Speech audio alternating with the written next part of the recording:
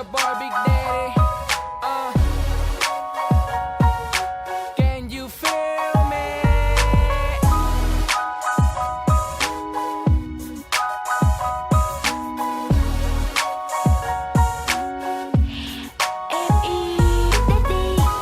Bấy lâu nay khung cửa sổ này anh không mở để dọn nắng ấm áp gió mang về hương thơm. Bấy lâu nay anh không thể tích cực dậy sớm, đổi lại cảm xúc về đêm anh viết cho em nhiều hơn. Không biết cơn gió nào sẽ ngang qua nơi em để anh nhàn hết yêu thương ngay lúc này từ bên em.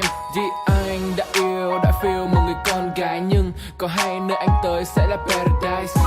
Chỉ nghĩ tới em thôi con tim anh lạc nhịp. Làm sao để cho đôi dòng suy tư có thể đổi kịp sự ngây thơ và hồn nhiên. Ánh mắt em như đã vô tình thôi miên. Anh bối rối mỗi khi đối diện và này em mang gió lạnh tự nhiên mùa đông, nhưng anh vẫn thấy ấm. Mong có em ở bên để đôi bàn tay được đan vào nhau ấm êm, sẽ thêm những môi hôn suốt đêm.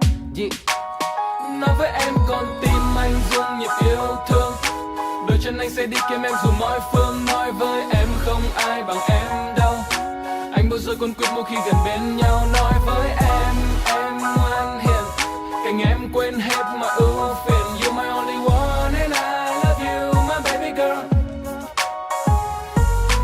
Baby cho anh được đón đưa bước em qua. Anh muốn người ngồi sau lưng anh mỗi ngày là em, và mọi người nhận ra rằng anh đang hạnh phúc bởi vì em là người làm ấm câu ca lạnh lẽo bấy lâu của chàng rapper. Gió mưa là việc của rơi, buồn là việc của đời, giàu nghèo thì gặp thời. Anh chỉ nhạc nhẽo thôi, nhưng thêm em bài nhạc của anh như được thêm đẹp. Không cần phải thêm men vì anh đã say khi nghĩ về em. Girl you know I love you so, sao có thể quên được gương mặt em dù mới gặp nhau. I don't need no more weed, vì em làm anh thật high cao hơn cả Wiz Khalifa. Anh nhớ tiếng nói tiếng cười đó mỗi đêm, và nắm tay đưa em trên những con phố nhỏ. Anh ngẩn ngơ mong thời gian đừng trôi thêm em, dù đêm đen anh xin dẫn lối em, đừng từ chối nha em. Nói với em con tim anh rung nhịp yêu thương, đôi chân anh sẽ đi kiếm em dù mọi phương. Nói với em không ai bằng em đâu, anh bối rối cuốn quýt mỗi khi gần bên nhau. Nói với em ngoan hiền, cạnh em quên hết mọi ưu phiền. You my only one and I love you my baby girl. Anh như đang được say trong cơn mây, không hề muốn tỉnh giấc là bởi vì chỉ cần được thấy, chỉ cần cảm nhận, chỉ cần được nghe. Và rồi mỗi sớm mai tỉnh dậy, giọng em nhẹ nhàng bên tai khẽ khẽ. You my only one and I love you my baby girl.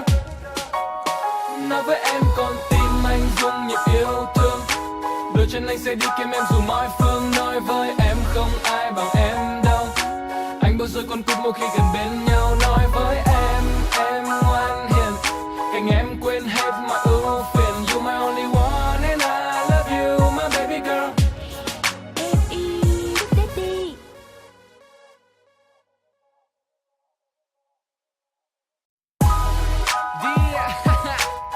It's your boy Big Daddy. Can you feel me?